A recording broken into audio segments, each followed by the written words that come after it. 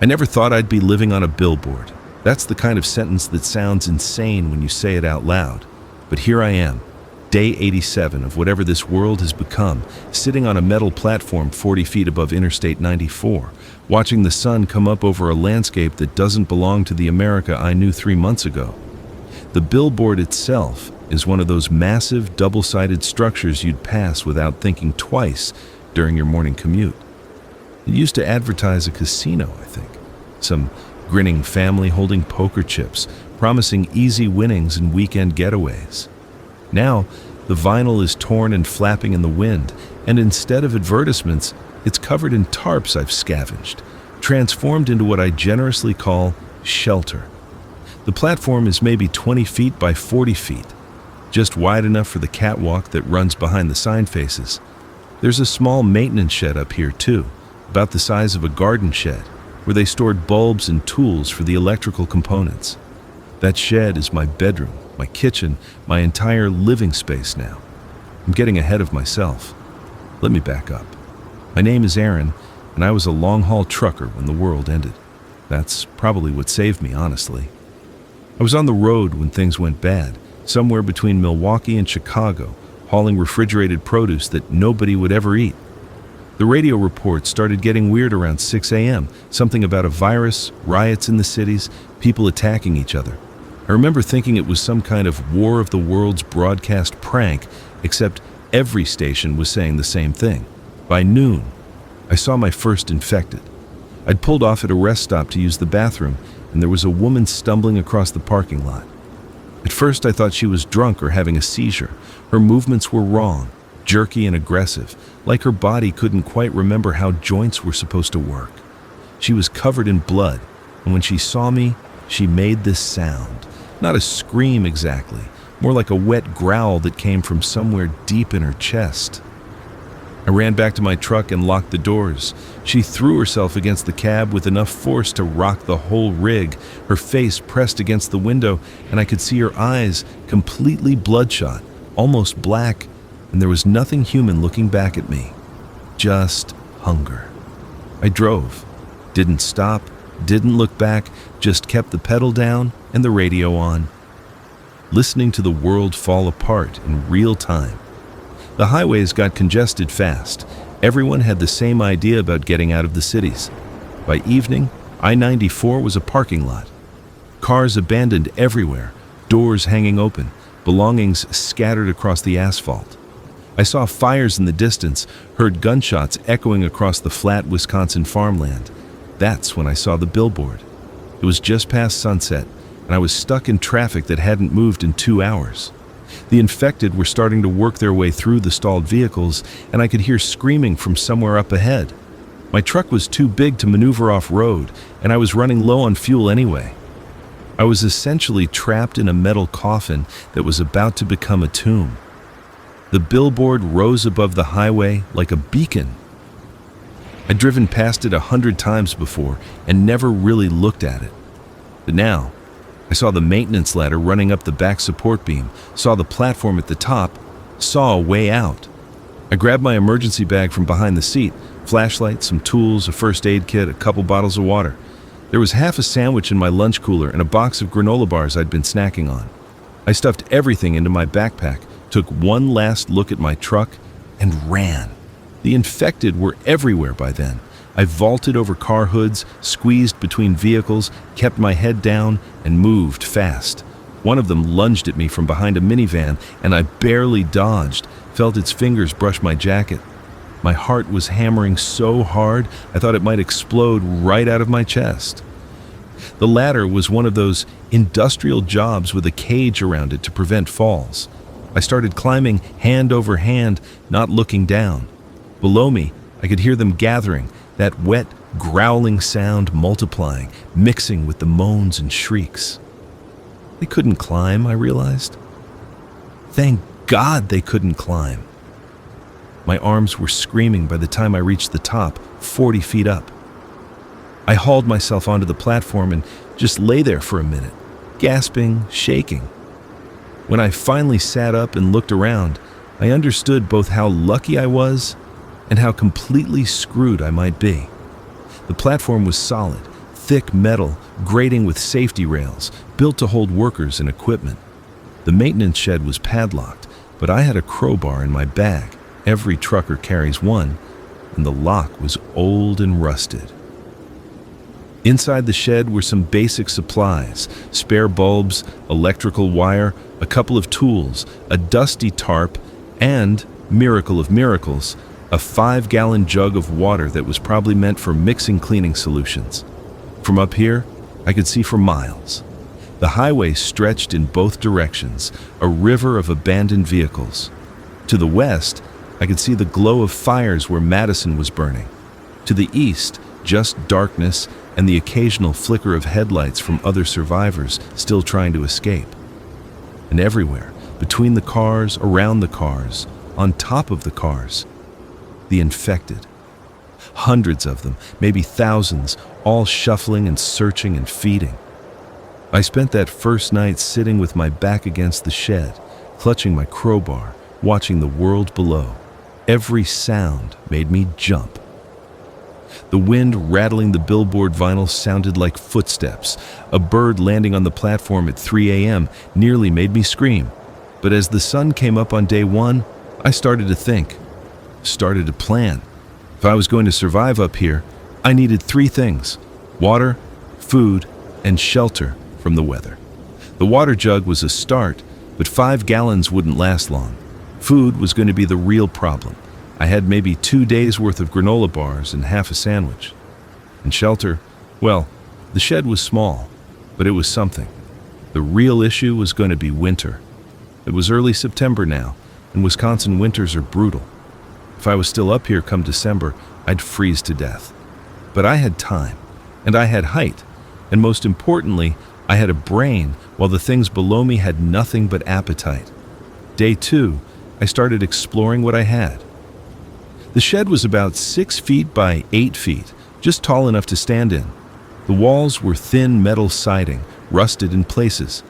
There was a shelf with those bulbs and tools, a coil of electrical wire, some rope, and under a workbench I found a box of random hardware: screws, bolts, washers. Not much, but more than nothing. The platform itself had good bones. The catwalk behind the billboard was enclosed on 3 sides by the sign faces and the support structure, which gave some wind protection. The 4th side, facing the highway, was open except for the safety rail. I could work with this. I used the tarp from the shed to create a rain catch, tying it between the top of one sign face and a support beam so water would funnel into my empty water bottles. It wasn't much, but we'd had rain the night before, and I managed to collect maybe half a gallon. Every drop mattered now. Food was the pressing issue. I ate 1 granola bar for breakfast, chewing it slowly, making it last. My stomach was already growling, but panic wouldn't help. I needed to think smart. And from my vantage point, I could see the vehicles below. Many of them would have supplies. People fleeing would have packed food, water, maybe camping gear. The problem was getting down there and back up without being torn apart. I spent hours watching the infected, studying their patterns. They were drawn to movement and sound, that much was obvious. But they also seemed to have territories, clustering in certain areas. And at night, they were less active, more sluggish. They didn't sleep exactly, but they slowed down.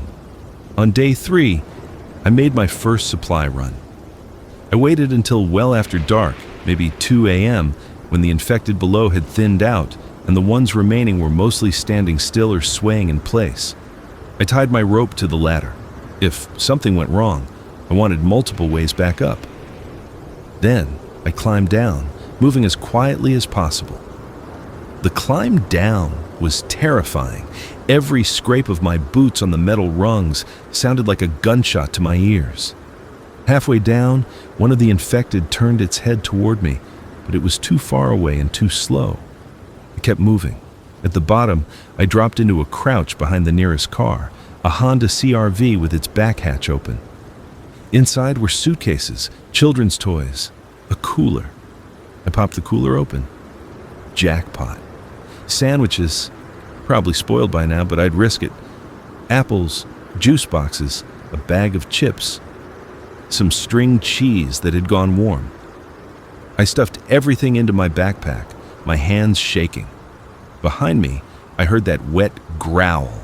Close, too close. I didn't look back, just ran for the ladder and started climbing. Below me, they were gathering again, alerted by the noise. I climbed faster than I'd ever climbed anything, my backpack slamming against my spine with each rung. Something grabbed my ankle. I kicked down hard, felt my boot connect with a face, heard a crunch. The grip released, and I scrambled up the last 20 feet, not stopping until I was over the edge of the platform and lying flat on the metal grating, chest heaving. But I had food. Maybe a week's worth if I was careful. That became my routine. Every few days when my supplies ran low, I'd wait for the dead of night and make a run to the vehicles below. I got better at it, learned which cars were safe, which areas had fewer infected, how to move quietly.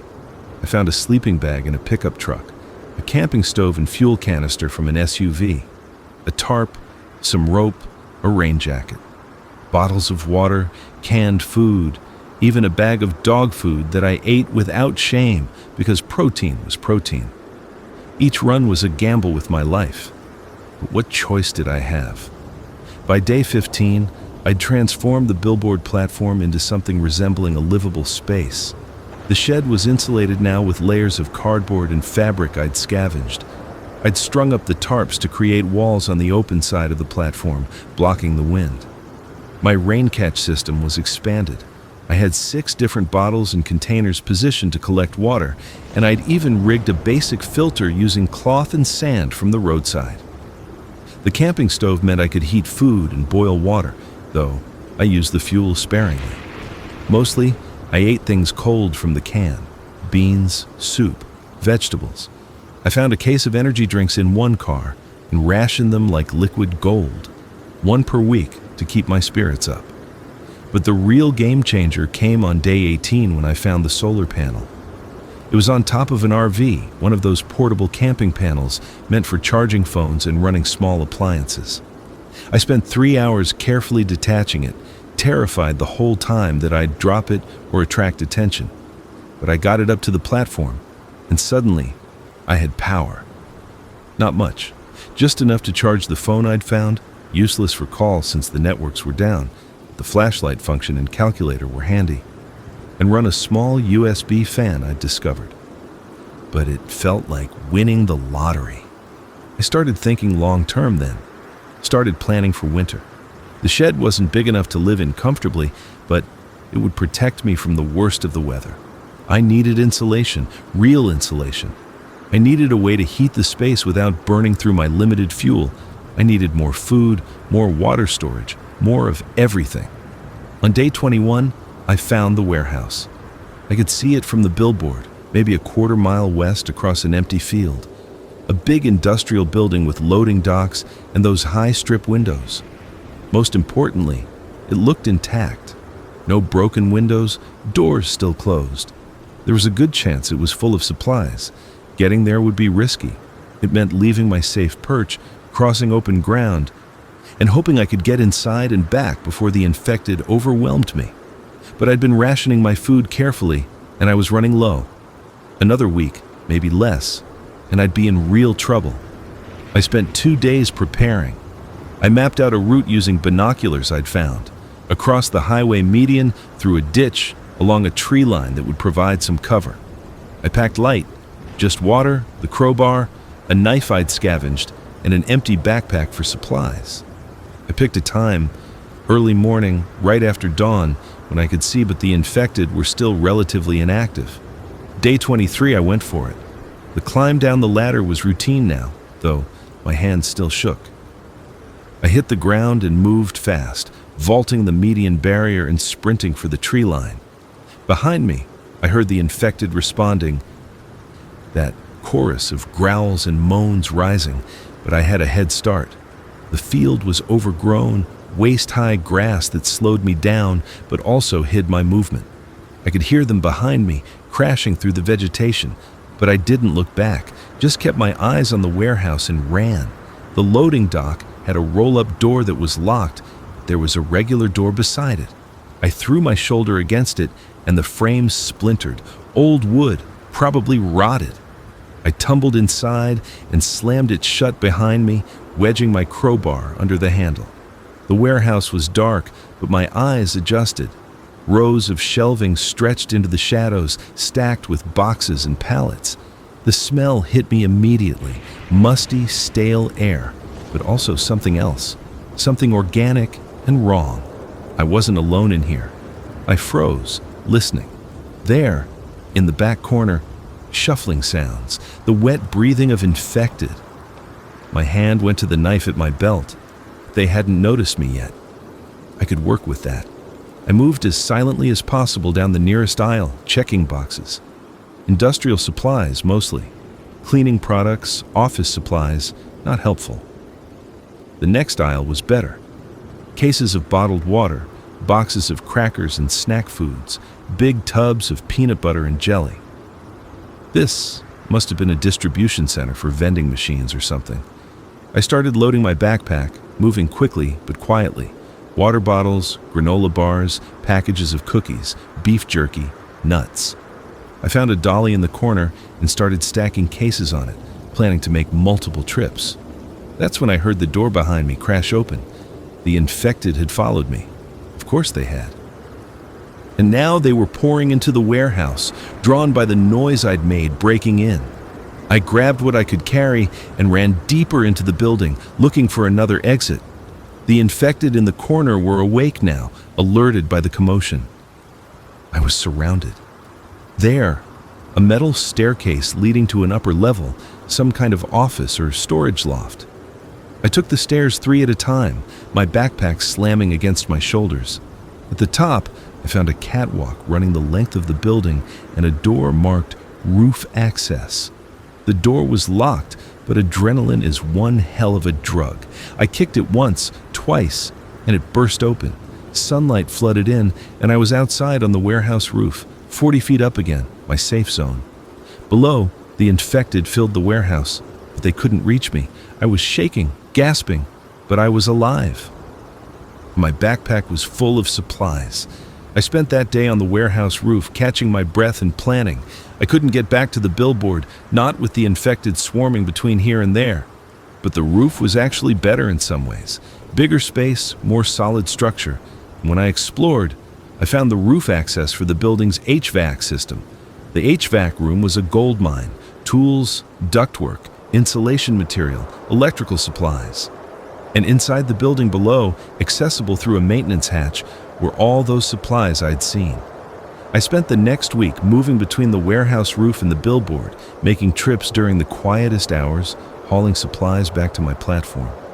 I used a shopping cart I'd found, loading it up and pushing it across the field in the pre-dawn darkness. The infected always just behind me, but never quite catching up. By day 30, I had transformed my billboard into a proper shelter. The shed now had double walls with insulation packed between them.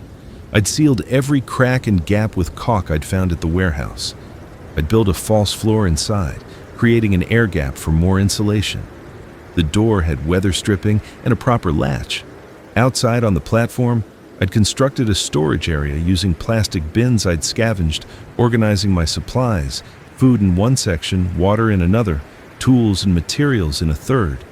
I'd improved my rain catch system with actual guttering material, channeling water into a series of 5-gallon buckets. The solar panel was now mounted properly on the billboard frame, angled to catch maximum sun. I'd found 2 more panels at the warehouse and connected them, giving me enough power to run a small space heater I'd discovered, at least for a few hours a day. But the real achievement was the greenhouse. I'd found rolls of thick plastic sheeting at the warehouse, the kind used for construction vapor barriers. Using the billboard's frame and some lumber I'd salvaged, I built a small enclosed space on the platform, maybe 6 feet by 10 feet. Inside, I filled containers with soil from the field below and planted seeds I'd found at an abandoned garden center during one of my supply runs. It was early October now, getting cold at night.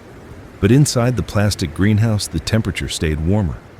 I didn't know if anything would actually grow, but I had to try. The canned food wouldn't last forever. Day 45 was the first frost. I woke up to ice crystals on the inside of the shed walls and my breath fogging in the air. Winter was coming fast. I'd been preparing for this. I had multiple sleeping bags now, layered together. I'd made a nest of blankets and sleeping bags in the shed, creating a cocoon that trapped my body heat. The space heater helped, but I could only run it for a couple hours a day without draining the solar batteries. The real problem was water. My rain catch system still worked, but when temperatures dropped below freezing, the water in the containers froze solid. I had to bring the bottles inside the shed at night to keep them from freezing and bursting. Food was actually okay. I'd stockpiled enough canned goods, dried foods, and preserved items to last months. The peanut butter alone could keep me alive for weeks. I'd even found a 50-pound bag of rice at the warehouse, which I'd been slowly working through. But cabin fever was setting in. The platform was only 40 feet by 20 feet, and most of that was taken up by storage and the greenhouse. My actual living space in the shed was tiny. I could barely take 5 steps without hitting a wall. I started making marks on the shed wall, one for each day. I talked to myself constantly, narrating my actions just to hear a human voice. I found books during my supply runs and read them cover to cover, over and over. A Tom Clancy thriller, a romance novel, a cookbook that was pure torture to read.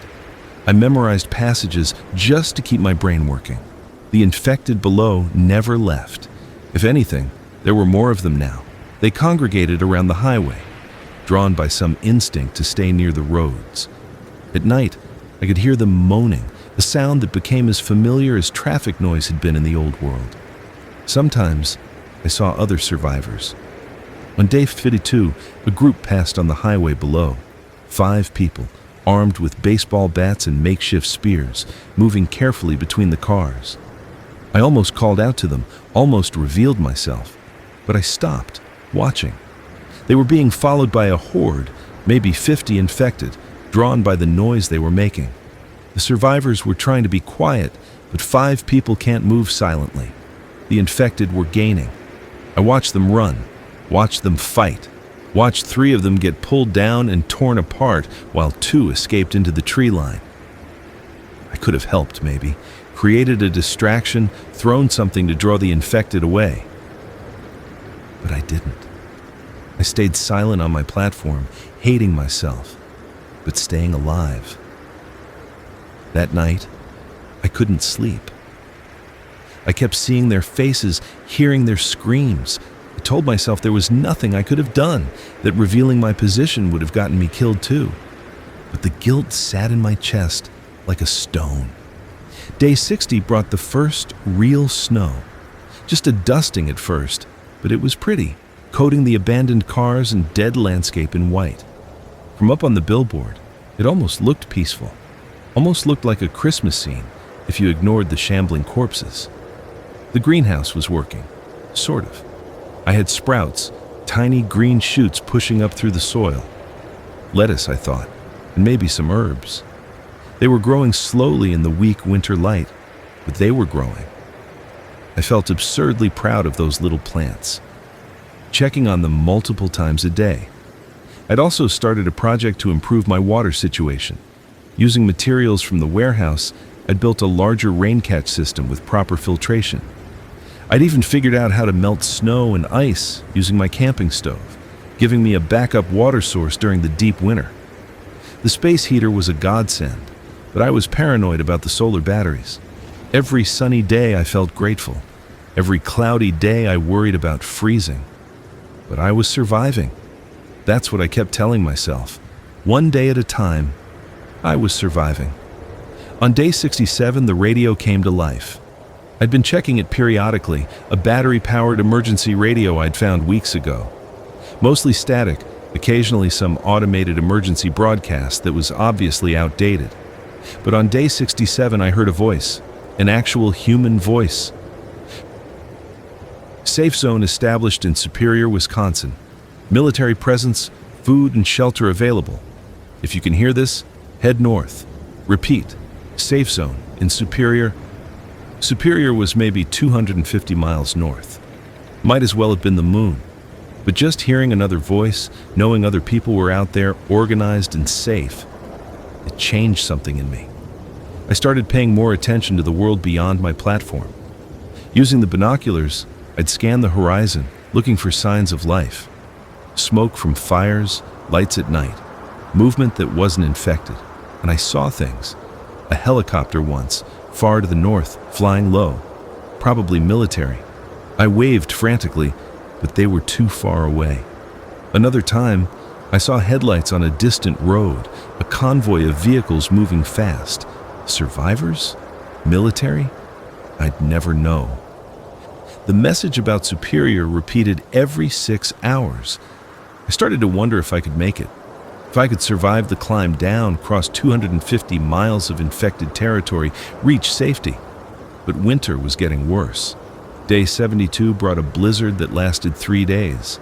Snow piled up on the platform until I had to shovel it off to keep the weight from collapsing the whole structure. The temperature dropped below zero.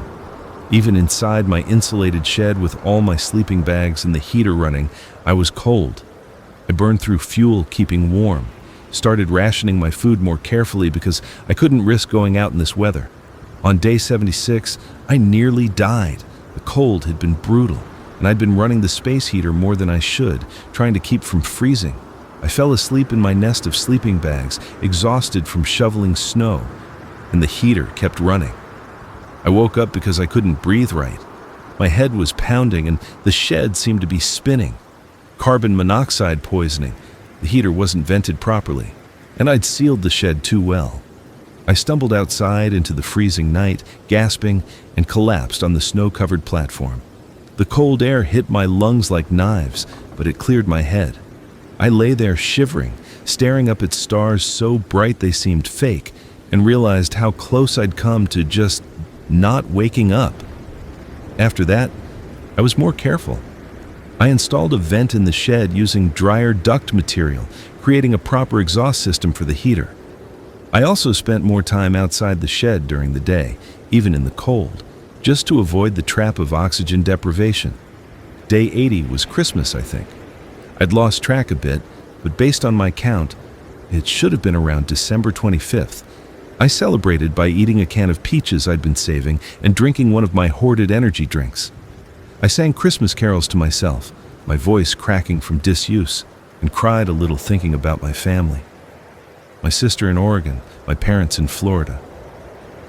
Were they alive, dead, infected? I'd probably never know. But I couldn't think about that too much. The grief would swallow me if I let it. January was the hardest month. The cold was constant, bitter, the kind that seeps into your bones and never leaves. My water froze despite my best efforts. My fingers went numb even inside gloves. I spent most of my time huddled in the shed, moving only to tend the greenhouse or collect snow to melt. The greenhouse plants were growing, though slowly.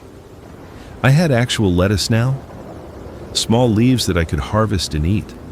It wasn't much, but fresh greens after months of canned food tasted like heaven. I'd also discovered I could eat the weeds that grew in my soil containers. Dandelions, purslane, other things I couldn't name but looked edible. I was becoming a forager out of necessity. Day 9 on day 5, the weather broke. A warm spell, temperatures climbing into the 40s.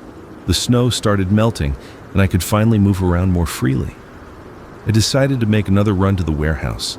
I'd been living off my stockpile, but I wanted to gather more while I could, prepare for the final stretch of winter. The trip across the field was easier now with the snow melting, though the mud was treacherous. The infected seemed more active in the warmer weather, but I'd gotten good at avoiding them. I moved like a ghost, quiet and quick. Inside the warehouse, I loaded up on everything I could carry. More food, batteries, propane canisters, medicine from a first aid kit I'd found. And then, in the back corner, I found something that made my heart race. Seeds. Professional grade garden seeds in vacuum-sealed packets. Tomatoes, beans, squash, carrots, peppers. Dozens of varieties, enough to plant a serious garden. I also found gardening supplies, proper soil, fertilizer, even a small collection of gardening tools. This changed everything. If I could grow actual food up on that platform, if I could make the greenhouse productive, I might be able to stay self-sufficient. I might be able to actually survive long term, not just scrape by. I hauled everything back to the billboard, making 3 trips. By the time I was done, my arms were shaking and my legs felt like rubber, but I was grinning like an idiot. Over the next 2 weeks, I transformed the greenhouse. I added more soil containers, planted everything I'd found, created a system for watering and drainage. I even rigged up a grow light using LEDs powered by my solar panels, giving the plants extra light during the short winter days. Day 1 and 10, I had my first real harvest. A handful of lettuce, some radishes that had grown surprisingly fast, and a few herbs. I made a salad with some canned chicken and felt like I was dining at a 5-star restaurant. The infected below were a constant presence, but I'd learned their rhythms. They were more active at certain times, less at others. They responded to sound and movement, but had terrible eyesight and no ability to plan or problem solve. As long as I stayed quiet and stayed high, I was safe. But I was also lonely. Desperately, achingly lonely. I started talking to the plants in the greenhouse, giving them names. There was Big Larry, a tomato plant that was growing faster than the others. Susan and Margaret, 2 pepper plants. The whole lettuce bed was the chorus because I'd talked to them as a group. I knew it was a little crazy, but crazy was better than giving up. February brought another cold snap, but I was ready this time. My shed was properly winterized, my supplies were good, and I had fresh food growing. I'd even figured out how to make basic bread using flour I'd found, and water, baking it slowly on the camping stove. I was surviving. More than surviving. I was living. On day 125, everything changed again. I was tending the greenhouse in the afternoon when I heard engines. Real engines, not the memory of traffic. I grabbed my binoculars and looked south. A convoy of military vehicles was moving up the highway, slowly pushing through the abandoned cars. Humvees with mounted guns, a few trucks, maybe 20 vehicles total. They were clearing infected as they went, organized and efficient. I started waving, shouting, doing anything to get their attention. But they were too far away, and the wind was carrying my voice away from them. I watched them pass, my heart sinking. They were heading north, probably toward Superior. Another group that didn't know I was here. But then, one of the trucks stopped. A soldier got out, looking through binoculars, looking right at me. I waved frantically. The soldier raised a hand, signaling the others. The convoy stopped. For the first time in 125 days, I was going to talk to another human being. They couldn't get close because of the infected swarming the highway, but they set up a perimeter maybe 100 yards from the billboard. A voice came over a loudspeaker. "Civilian on the billboard, can you hear me?" I shouted back, my voice hoarse from months of disuse. "Yes, I'm here, I'm alive. We're going to clear a path. Stay where you are. We'll get you out." I started crying. I couldn't help it. After 4 months alone, after all the fear and cold and hunger and loneliness, someone was coming to help. It took them 2 hours to clear the infected. I watched from above as they worked, methodical and professional, putting down the dead things that had trapped me here. The sounds of gunfire echoed across the frozen landscape. And with each shot, my prison walls came down. Finally, a soldier climbed the ladder, a woman, maybe 30, with kind eyes. "I'm Sergeant Martinez," she said. "You doing okay up here?" I laughed, a sound that was half sob. "I've been better. But yeah, I'm okay." She looked around at my setup, the greenhouse, the solar panels, the organized supplies. "You've been surviving up here? This whole time?" "Since September," I said. "Day 1 of whatever this is." She shook her head, impressed. "That's remarkable. Most civilians didn't make it past the first week." "Luck," I said. "And stubbornness?" "Well, your luck just got better. We're heading to Superior, to the safe zone. There's room for you if you want it." Did I want it? To leave my billboard, my greenhouse, my carefully constructed survival platform? To trade solitude and self-sufficiency for the uncertainty of a refugee camp? Yes. God, yes. Give me an hour to pack, I said. I gathered what I could carry. Seeds from the greenhouse, my tools, some food and water. The solar panels were too bulky, the furniture too heavy. I left most of it behind, this home I'd built in the sky. Before I climbed down, I took one last look around. The shed where I'd spent so many cold nights. The greenhouse with Big Larry and Susan and Margaret and the chorus. The platform that had kept me alive when everything else had fallen apart. Thank you, I whispered to the billboard, feeling foolish but meaning it. The climb down was easier knowing there were soldiers at the bottom, that the infected were cleared. My feet hit solid ground for the first time in 4 months, and my legs nearly buckled. I'd gotten used to the sway of the platform, and the stillness of the earth felt wrong. Sergeant Martinez steadied me. Easy. You'll get your land legs back. The convoy had set up a temporary camp, and they gave me food, real food, hot food, and water and a medical check. I was malnourished and had some frostbite scars on my fingers, but otherwise healthy. Remarkable, the medic said.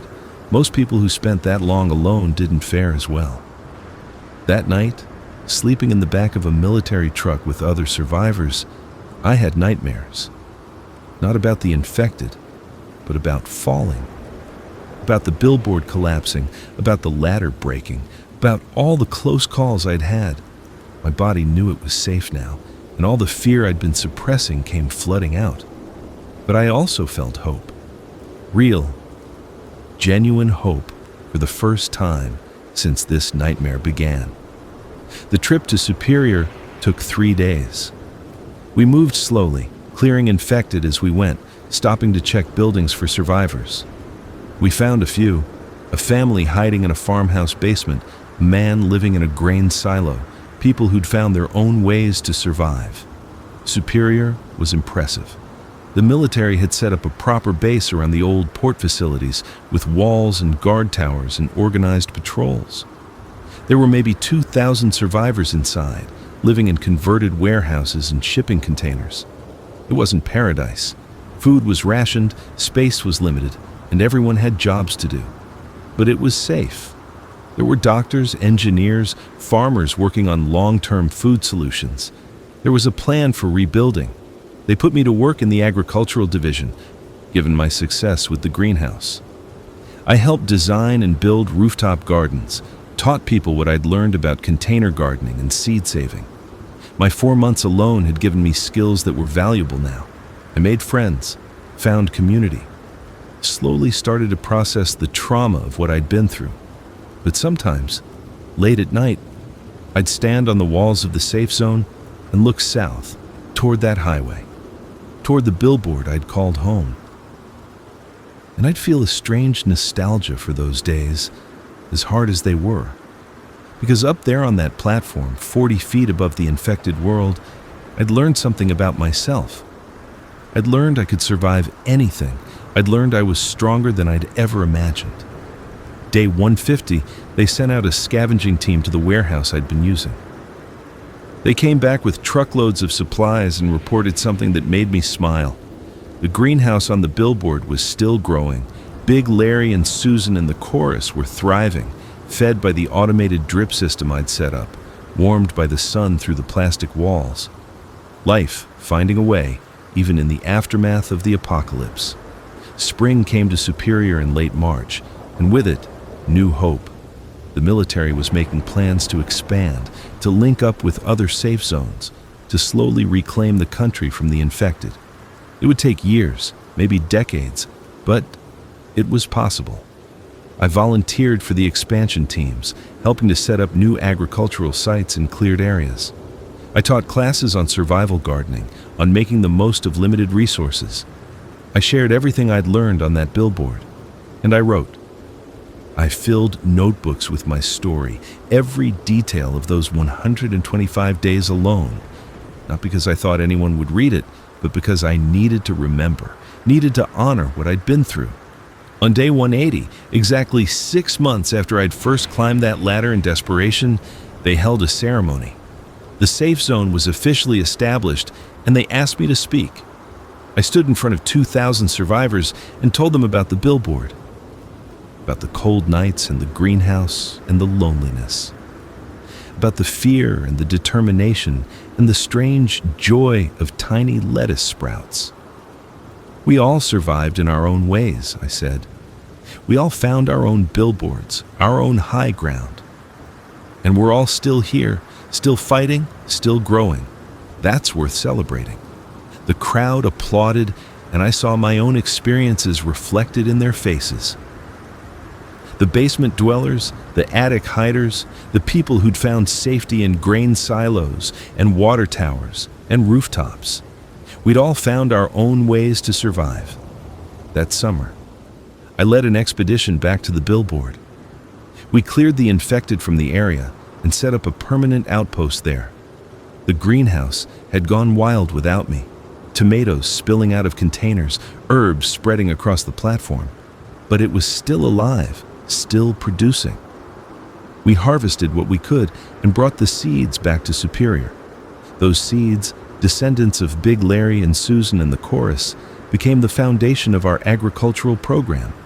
Within a year, we had gardens throughout the safe zone, all started from the plants I'd grown on that platform. By fall, the safe zone population had tripled. More survivors found their way to us, drawn by radio broadcasts and the promise of safety.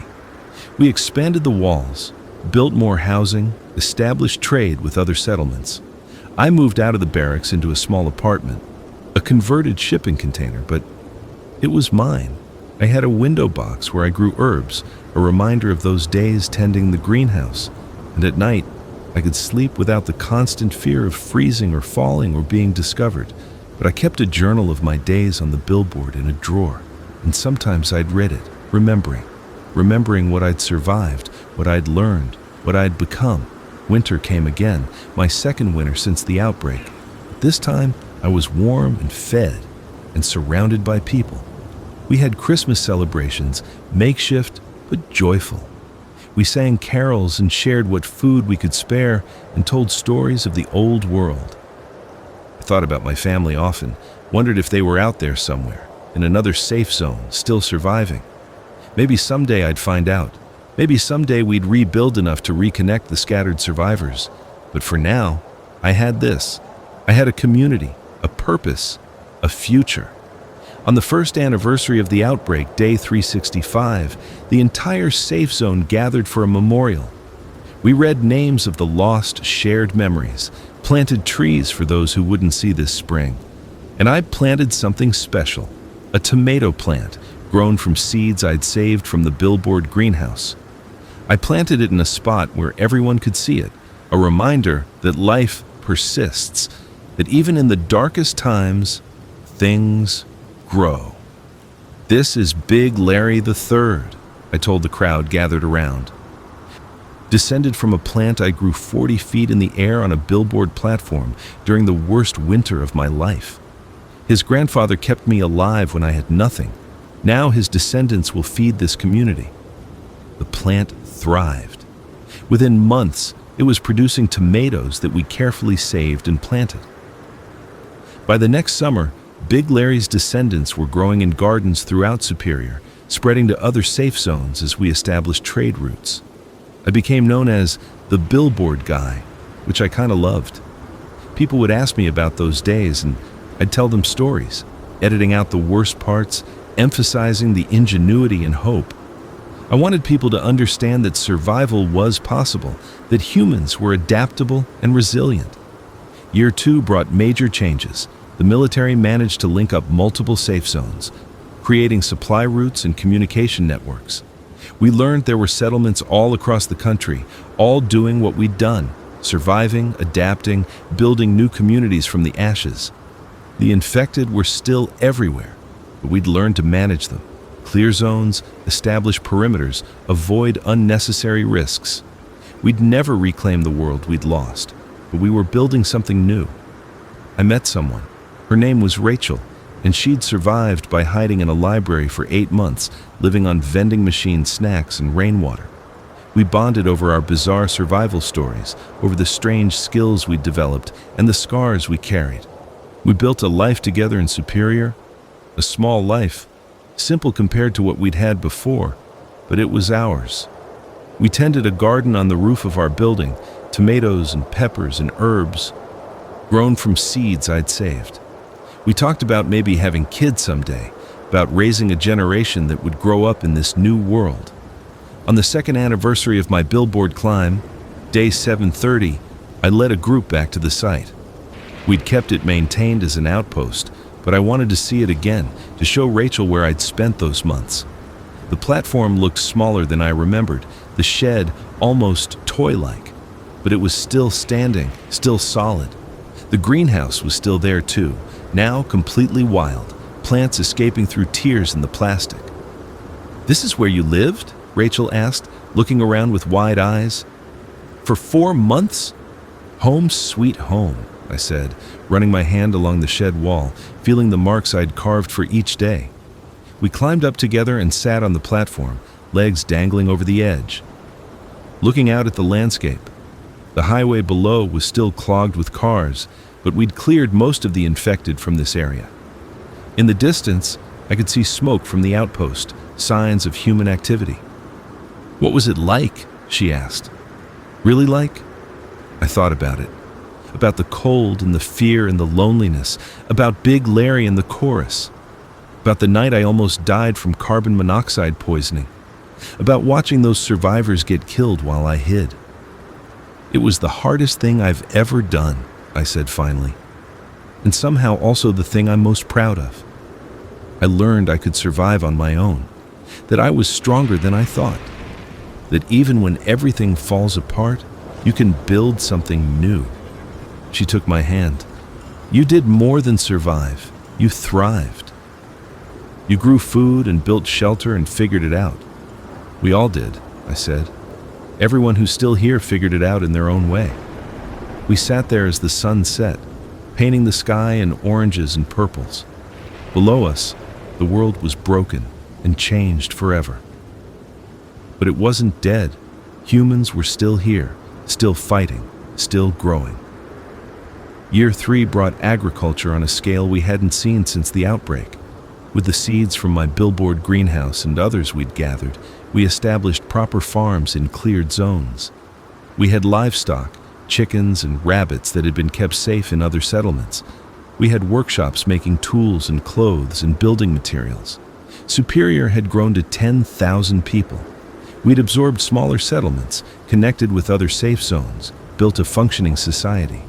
We had schools for the kids, medical facilities, even some entertainment, people making music and art and theater. I'd become the head of the agricultural program, overseeing gardens and farms across multiple settlements. I traveled between safe zones, teaching people what I'd learned, helping them establish sustainable food systems, and everywhere I went, I saw descendants of Big Larry. The tomato plant from the Billboard had become a symbol, its seeds spread across the survivor network. People called them Billboard tomatoes and grew them with pride, a reminder of where we'd come from and what we'd survived. Rachel and I got married in the spring of year 3, a simple ceremony in the community garden. We planted a tree afterward, an apple tree that would take years to produce fruit but represented our faith in the future. That summer, she got pregnant. We were terrified and excited in equal measure. Bringing a child into this world seemed insane, but it also seemed like the ultimate act of hope. Our daughter was born in the winter of year 4 in Superior's medical facility with actual doctors and nurses attending. We named her Hope because what else could we call her? She was born into a world of walls and rations and constant danger, but also a world of community and determination and growth. I thought about those days on the Billboard a lot during her first year, about how impossible survival had seemed, how certain I'd been that I'd freeze or starve or fall. Now, here I was, holding my daughter, watching her smile and grow, planning for her future. Year 5, they sent expeditions to the old cities, carefully clearing buildings and salvaging supplies. They found seeds in abandoned garden stores, tools in warehouses, books and medicines, and materials we needed. The world before wasn't entirely lost, just transformed. I went on one of these expeditions back to the route where I'd been driving when everything fell apart. We found my truck still sitting on the highway where I'd abandoned it 5 years ago. The cab was full of leaves and animal nests, the tires flat, but it was still there. I climbed inside and sat in the driver's seat, remembering that last day of the old world, the confusion, the fear, the decision to run for the billboard instead of staying with the truck. Best decision I ever made, I said out loud. We salvaged what we could from the truck and the surrounding vehicles, then moved on. The past was gone, but we could still learn from it, still use what remained. Year 6 brought the first real winter I hadn't worried about. We had heated buildings now, proper insulation, stockpiled fuel. We had enough food stored to last through the cold months. We had systems and structures and stability. Hope was learning to walk, tottering around our apartment, babbling and laughing. She'd never known the old world, would grow up thinking walls and guard towers were normal. I wasn't sure if that was sad or lucky. Rachel and I would take her to the gardens and show her the plants, teach her how to care for them. She loved the tomatoes especially. I like to think she had a special connection to Big Larry's descendants, even though she'd never know the original plant or the platform where it grew. On the 6th anniversary of my billboard climb, I took Hope and Rachel back to the site one more time. Hope was old enough to walk now, though we carried her most of the way. The billboard was showing its age. The platform was rusted in places, the shed was falling apart, and the greenhouse plastic had long since torn away. But the support structure was still solid, and plants still grew in the containers, gone completely wild, a vertical garden 40 feet in the air. "This is where Daddy lived during the bad time," Rachel told Hope, holding her up so she could see. Hope looked at the platform and the ladder and said, "High." "Very high," I agreed. "High enough to be safe." I didn't climb up this time. My knees weren't what they used to be, and I had responsibilities now, a family to think about.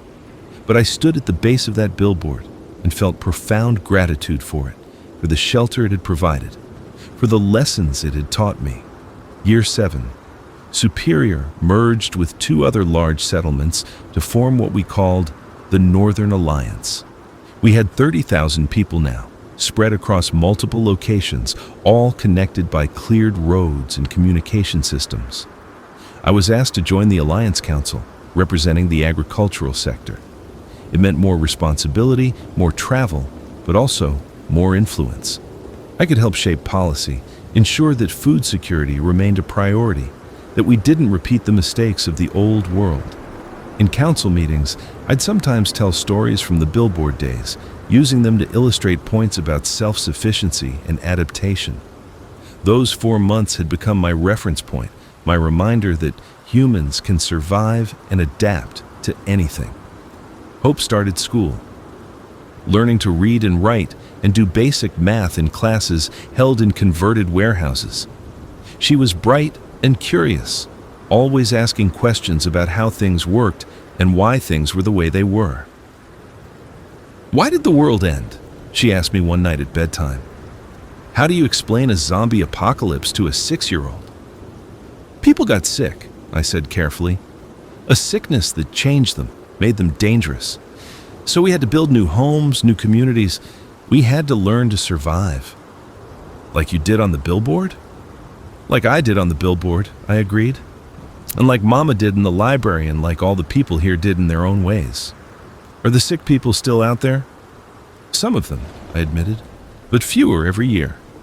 And we're getting better at staying safe."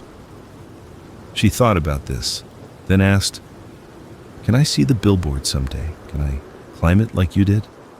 "Maybe," I said, "when you're older, when it's safer." Year 8, we had the first harvest that exceeded our needs. For the first time since the outbreak, we had surplus food, enough to start building real stockpiles and trading with other alliances. It felt like a turning point. We weren't just surviving anymore, we were thriving. I thought about Big Larry often, that first tomato plant that had given me hope during the darkest days. His descendants were everywhere now, feeding thousands of people, proof that life persists and adapts. Year 9 brought our second child, a son we named Aaron Jr., much to Rachel's amusement.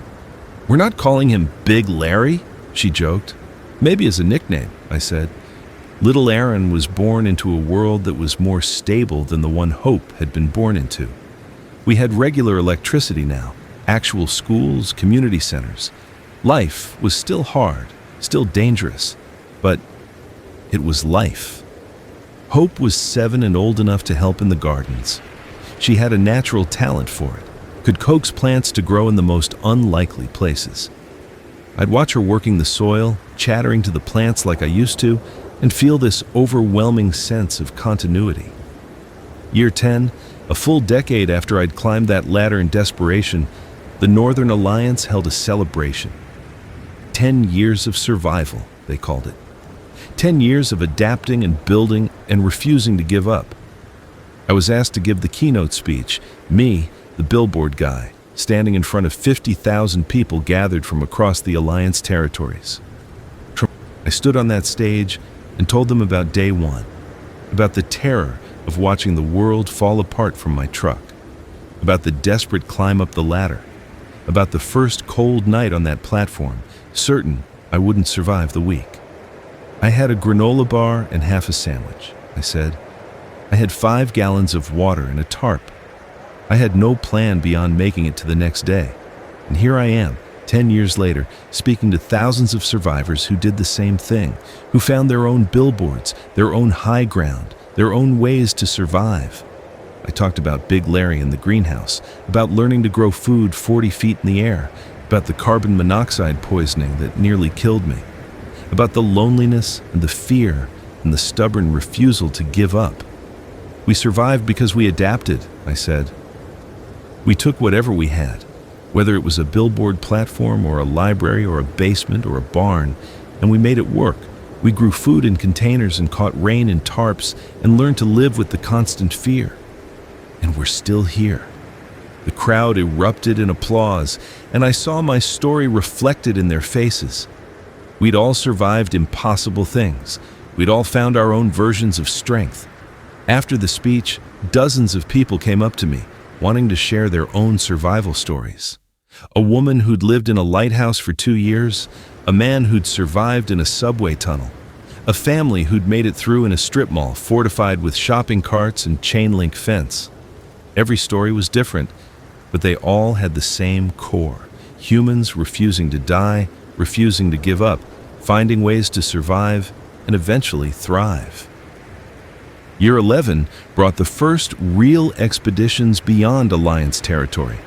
Scouts reported other survivor groups, other alliances forming. We weren't alone in this rebuilding. Communities were emerging all across the continent. The infected were still out there, still dangerous, but their numbers were declining.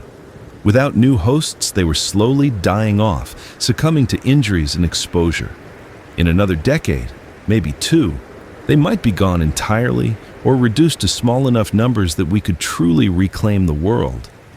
Hope was 9 and talking about becoming a farmer like her dad. Little Aaron was 2 and toddling around, getting into everything. Rachel and I had built a good life in this strange new world. We moved into an actual house that year, a pre-outbreak building that had been cleared and restored. It had a yard where we planted a garden, of course, featuring descendants of Big Larry and the other billboard plants. Hope helped me build a small greenhouse, and we grew vegetables year-round.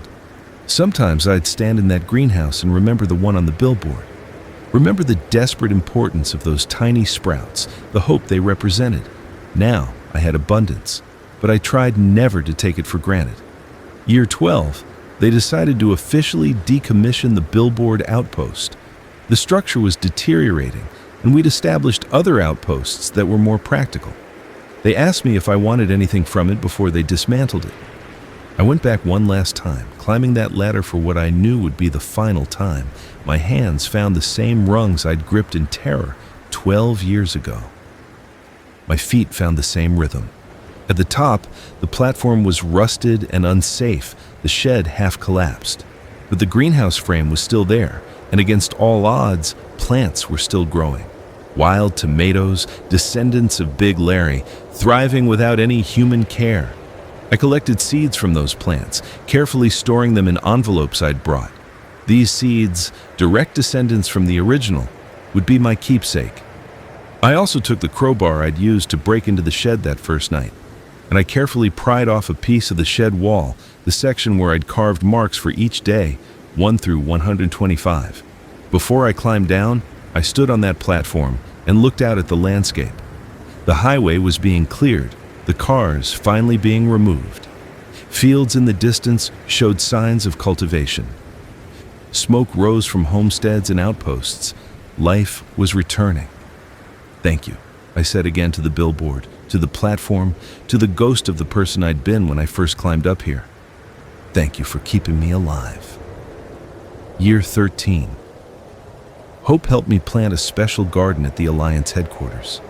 We used the seeds from the billboard's final harvest, creating a memorial garden to mark the place where our community had started, not literally, but symbolically. Each plant was labeled with the name of a survivor and their story. Big Larry's descendant was there, of course, with a plaque that read, "Grown from seeds, saved on a billboard platform, day 45 of the outbreak.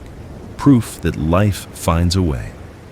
The garden became a popular place for reflection and remembrance.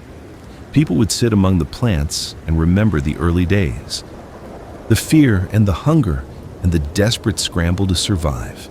And they'd remember that they'd made it, that we'd all made it. Year 14, the Alliance established contact with groups on the West Coast. My sister was alive. She was alive and living in a settlement outside Portland, and we were able to exchange messages through the radio network. I cried for an hour when I got the news. After 14 years of not knowing, of assuming she was gone, she was alive and well and had kids of her own. We made plans to meet someday when travel between coasts became safer. Until then, we'd send messages and photos and share our survival stories. She'd made it through by hiding in a camping goods store, which made a certain amount of sense. We'd both found our high ground. Year 15, Hope was 13 and already taller than Rachel. She'd decided she wanted to study agricultural engineering, wanted to develop better systems for growing food in this new world. I was incredibly proud. Little Aaron was 7 and obsessed with building things. He'd constructed an elaborate treehouse in our yard, complete with pulley systems and rain catches and a small platform garden. "Like your billboard, Dad," he'd said proudly. I helped him improve the design, teaching him the tricks I'd learned. How to waterproof with scavenged materials, how to maximize solar exposure, how to create airflow for temperature control. All the lessons from those desperate days now passed on to my son as interesting techniques rather than survival necessities. Rachel and I celebrated our 12th anniversary that spring. 12 years together in this new world, building a life from nothing. We renewed our vows in the memorial garden, surrounded by Big Larry's descendants and our friends and family. "We made it," she said, holding my hands. "Against all odds, we made it." "We're still making it," I corrected. "Every day we're choosing to build instead of give up. That's what surviving means now." Year 16 brought the first children born who would have no memory of the outbreak at all. The youngest survivors from the early days were now teenagers, and soon we'd have a whole generation that only knew this world, the one we'd built. I wondered what they'd think of our stories, our survival tales that already seemed like ancient history. Would they understand the fear, the desperation? Or would it just be history class material, stories about a time before they existed? The Alliance had grown to over 100,000 people now, spread across dozens of settlements. We had functioning government, trade networks, schools, medical facilities. We had art and music and literature. We had hope for the future. And we had gardens. Everywhere, people grew food, following the techniques I'd helped pioneer. The Billboard tomatoes were famous now, a heritage variety that people sought out specifically. Kids grew them in school projects, families grew them in home gardens, farmers grew them commercially. Big Larry's legacy lived on. Year 17, I retired from the Alliance Council to focus on teaching. I wanted to spend my remaining working years passing on knowledge to the next generation. I taught classes on survival gardening, on adaptation and resilience, on the history of the outbreak and the early days of rebuilding. Hope was 16 and accepted into the Alliance's engineering program. Aaron was 10 and still building things constantly, now with better materials and bigger ambitions. Our family was thriving. Rachel had become a teacher too, running the library program and teaching literacy classes. The woman who'd survived in a library for 8 months now made sure everyone had access to books and knowledge. We'd built something beautiful from the ashes. Year 18, I was invited back to the site where the Billboard had stood. They'd built a memorial there, a small park with a rebuilt version of the platform, about 10 feet high instead of 40, safe for visitors to climb and see a replica of the greenhouse. The crowbar I'd salvaged was displayed in a case, along with the piece of shed wall with my day counts. There were photos from the later years showing the greenhouse at its peak and information panels explaining how the Billboard had become a symbol of survival and adaptation. Hope and Aaron came with me to the dedication ceremony. They climbed the replica platform and looked out at the cleared highway, trying to imagine what I'd seen, what I'd survived. "It's smaller than I thought," Hope said. "It felt plenty big when it was all I had," I told her. "Space is relative when you're desperate." There was a garden at the memorial too, of course. Big Larry's descendants grew there, and visitors could take seeds home with them, spreading the lineage even further. I gave a short speech at the dedication, thanking the people who'd built the memorial and the community that had grown from those desperate early days. "This Billboard saved my life," I said, "but more than that, it taught me that humans can adapt to anything. We can take the worst circumstances and find ways not just to survive, but to thrive. Every garden growing in the Alliance, every child being born into this new world, every bit of community and connection we've built, it all comes from that same spirit of adaptation and resilience." I paused, looking at the memorial platform, remembering. "We're all still on our billboards in some way," I continued, "still finding high ground, still adapting, still growing. And as long as we keep doing that, keep refusing to give up, we'll be okay." Year 19, scientists announced that the infection was officially in decline. The infected that remained were slow, deteriorating, easy to avoid or eliminate. Within another decade, they estimated, the threat would be minimal. It meant the world could open up again. Travel would be safer. We could reclaim the cities, rebuild on a larger scale. The age of hiding and defending might finally be ending. Hope graduated and got her first job working on agricultural systems for expansion settlements. Aaron was 13 and talking about becoming an architect, wanting to design buildings for the new world we were creating. Rachel and I were getting older. I was in my 50s now, with gray in my beard and aches in my knees that reminded me of those cold Billboard nights. But we were alive, and we'd built something that would outlast us. Year 20, 2 full decades after I'd climbed that ladder. The Alliance held another celebration, 20 years of survival, 20 years of rebuilding. I was asked to speak again, and I stood on the same stage I'd stood on 10 years before, in front of an even larger crowd. 20 years ago, I said, I was a truck driver who made a desperate decision. I ran for a billboard and climbed into the sky and somehow survived long enough to be standing here today. I grew tomatoes in containers and caught rain in tarps and learned that humans are more resilient than we ever imagined. I looked out at the crowd, thousands of survivors, their children, their grandchildren, a whole community built from nothing. We all have our billboard stories, I said, our moments of desperation that became moments of adaptation, our impossible circumstances that we somehow made possible. And we're still here, still building, still growing. I reached into my pocket and pulled out a small envelope of seeds. "These are from Big Larry," I said. "The original tomato plant that I grew on that platform 20 years ago. His descendants have fed this community for 2 decades, and they'll keep feeding us for decades to come, because that's what we do. We plant seeds, we tend them, we harvest them, and plant more. We keep growing. I held up the envelope. I'm donating these to the Alliance Seed Bank, where they'll be preserved and propagated and spread even further, so that 100 years from now, 200 years from now, people will still be growing Billboard tomatoes and remembering where they came from, remembering that we survived. The applause was thunderous, and as I left the stage, I felt a profound sense of completion. The scared trucker who'd climbed that ladder was gone, replaced by this older, wiser version who'd helped build a new world. Rachel met me as I came off stage, and we held each other while the celebration continued around us. "We made it," she said, echoing the words from our anniversary years ago. "We did," I agreed. "We really did." That night, our whole family gathered in our garden, Hope and her partner, Aaron and his friends, Rachel and me. We harvested tomatoes from Big Larry's descendants and made a feast, celebrating 20 years of survival and growth. As the sun set and the stars came out, I looked around at my family, at the garden we'd built, at the community lights twinkling across the settlement. And I thought about that first night on the billboard, when I'd been so certain I wouldn't survive the week.